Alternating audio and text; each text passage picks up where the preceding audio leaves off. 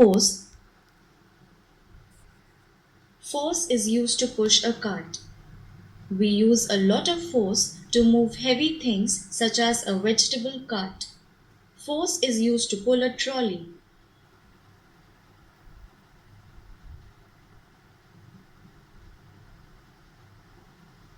Force is used to change the shape of a balloon.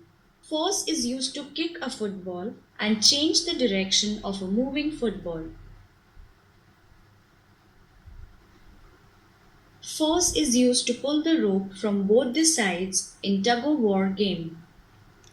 When we use force and are able to move things, work is done.